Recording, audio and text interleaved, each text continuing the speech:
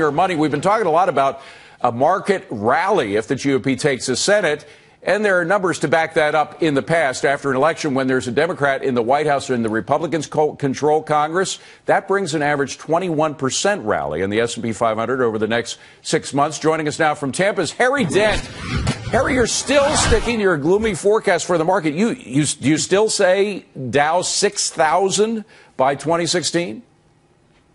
Yeah, I do, David. The biggest trend, yes, the market's usually up in years that end in 5. It's usually up with a Republican Congress and a Democratic president. All these things, forget all of that. We've had the greatest bubble created by the government in the last 5 to 6 years.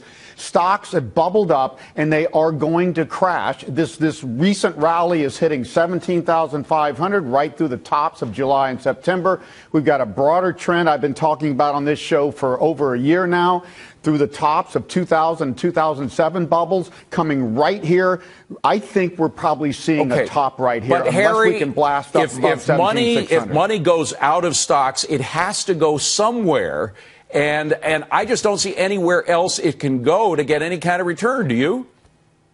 No, exactly. That's why this market's been going up. The government has rigged it so there's nowhere else to go. What happens is something goes wrong. We've been saying Germany's going to keep disappointing, and they're holding up Europe. China's growth, mark my words on this, is going to be 4 to 5% by the end of next year. That's an out-and-out recession for them. Car sales are peaking right now on demographics. Age 53 is when people spend the most money in cars. Cars are going to fall off a cliff like housing did last time. The fundamentals are bad for 2015. Harry, I kind of want to agree with you because I hate the fact that the Fed played with this market.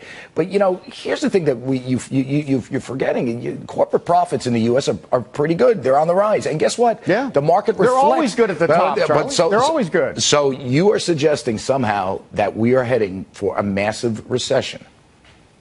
Yes, we call the Japan decline in the late 80s because the demographics in Germany looks worse than Japan, and Germany's the key to Europe. I just want you to know, Harry, there's not a single economist that I've spoken to, from Arthur Ladford on the right to people on the left that I speak to at Goldman Sachs, who think we're heading for a massive recession. Not one. And that's the only thing that makes your thing work. Your prediction. Give him a chance to respond. Yeah, Go exactly. Ahead, Harry.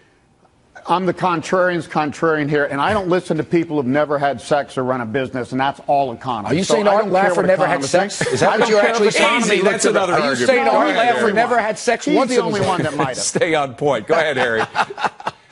Go ahead, Harry. How do you respond? I understand that you're a contrarian, but usually there's a pool of contrarians. You seem to be the only one. Well, there's plenty of gold bugs that see a crisis, but they see inflation, hyperinflation, and they've been wrong. I argue with them more than I do normal economists. That's true. All right. Harry, Dow 6,000 by 2016.